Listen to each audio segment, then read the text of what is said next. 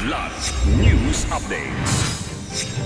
Sa ating mga balita, 100 milyong pisong halaga ng marijuana sa Kalinga Province, sinira ng PNP PDEG. Pagkakasangkot ng Westcom Chief sa Gentleman's Agreement sa pagitan ng Pilipinas at China, itinanggi ng National Security Council. Filipino racer Bianca Bustamante nagtapos ng second place sa second round ng F1 Academy 2024.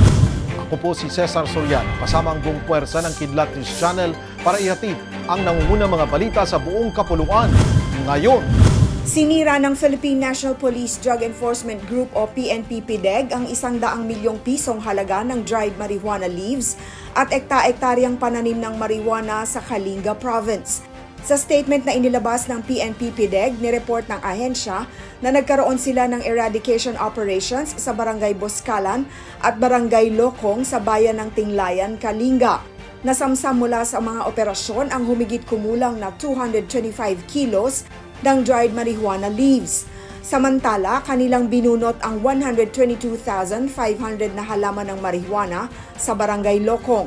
Sa Barangay Boscalan naman, kanilang binunot ang 212,000 fully grown marijuana plants na may tinatayang halagang 42 million pesos. Walang nakikitang rason ang National Security Council o NSC kung bakit kailangang imbestigahan si Western Command Chief Vice Admiral Alberto Carlos tungkol sa kanyang pagkakadawit sa Gentleman's Agreement sa pagitan ng Pilipinas at China sa Ayungin Shoal. Saad ni NSC Assistant Director General Jonathan Malaya, isang bemedaled member ng Philippine Navy si Vice Admiral Carlos.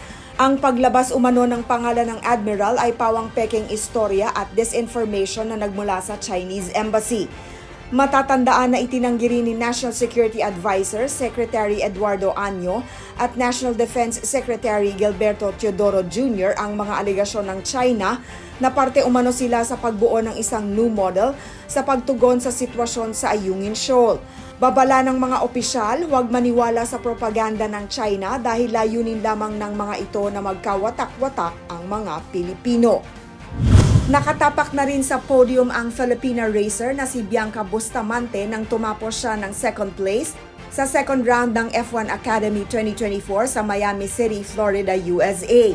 Matatandaang si Bustamante ang kauna-unahang babae na naging kasapi ng McLaren Driver Development Program. Hindi maiwasang magbunyi ng McLaren team sa tagumpay ng racer. Nag-share pa sila ng isang Instagram reel at makikita ang pagyakap ng atleta sa kanyang mga kasamahan. Sa round na ito, first place muli si Abby Pulling ng Alpine, samantala third place si Dorian Pin ng Mercedes. Gaganapin ang third round ng F1 Academy sa Barcelona sa darating na Hunyo. Dati nang sinabi ni Bustamante na nilalayon niyang maiuwi ang championship. Para sa Kidlat News Updates, ako si Rosalyn Sinchonko, nag-uula. At inyo pong natungayan ang mga headlines sa nakalipas na mga oras. Manatiling nakatutok para sa mga susunod na updates at breaking news. Ako po si Cesar Soriano, kasama nyo sa bawat pagputok ng balita.